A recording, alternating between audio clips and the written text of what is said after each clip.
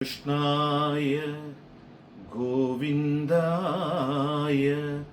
गोपीजन वल्लभाय नमः। गावो विश्वस्य मातरः।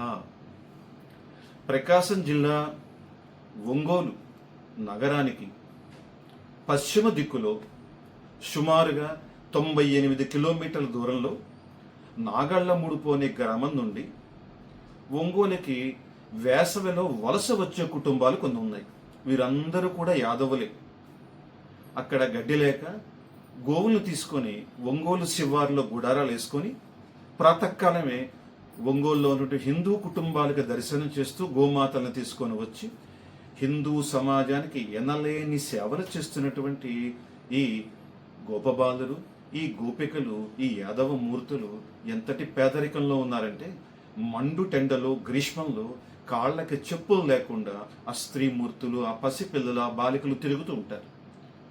జ్ఞాన సింధు ధార్మిక మండలి వారికి ఏదో సేవలు చేద్దాం అనేటువంటి ఉద్దేశం కాదు. ఎందుకని అసలు వాళ్లకు సేవ చేస్తే మనం ఉద్ధరించబడతాం. ఇది పుణ్యం అంటే. ఇది గ్రహించినటువంటి జ్ఞాన సింధు అనేకంగా వాళ్ళని సేవిస్తూ ఉంది.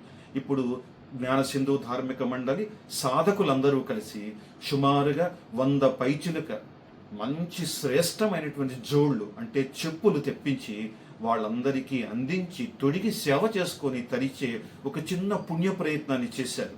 ఇది జ్ఞాన సింధు ధార్మిక మండలి దీని ఆధారంగా హిందూ సమాజంతో ఈ ముచ్చట పంచుకుంటూ వాళ్ళకి నాగరికత సంస్కృతి అంటే గోవే అవే.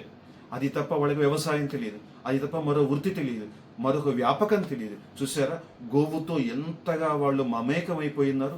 కేవలం దేశవాళీ గోవుల్ని ఆదరిస్తారు. వాటి వెనకే ఒక్కొక్క బాలిక 12 సంవత్సరాల వయసున్న బాలిక కూడా ఒక గోవుని నియంత్రించుకుంటూ హిందూ కుటుంబాలకు తెస్తూ ఉంటుందండి మా ఒంగోలు. ఇది చూసి హిందువులు ముచ్చటపడుతూ గోవులకి ఎనలేనటువంటి ఆహారాలు, పండ్లు అన్నీ ఇస్తూ ఉంటారు.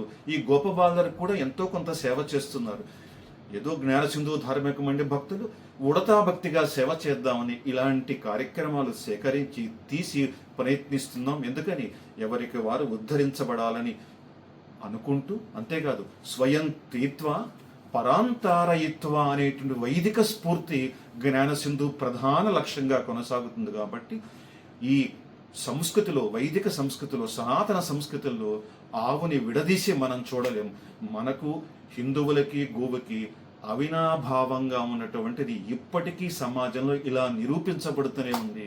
ఇన్ని కష్టాల్లో కూడా, ఇన్ని నష్టాల్లో కూడా, ఇంత పేదరికంలో కూడా, ఆఖరికి వర్షాలు లేక, గ్రాసం లేక వారికి భుక్తి కడవగా ఉన్న సందర్భంలో కూడా గోవుల్ని 100 కిలోమీటర్లు ఒంగోలు దాకా తీసుకొచ్చి వాటిని తిప్పుతూ, వాటి మీదే ఆధారపడుతూ, వాటిని జీవింపచేస్తూ వీరు జీవిస్తూ ఇంతటి పేదరికంలో ఇంకా సమాజం, హిందూ సమాజం ఎంతటి హిందూ భావంతో, భక్తి భావంతో, కృష్ణుడితో, గోమాతతో మమేకమైందో తెలిస్తే శరీరాలు మనకు పులకించిపోతున్నాయి.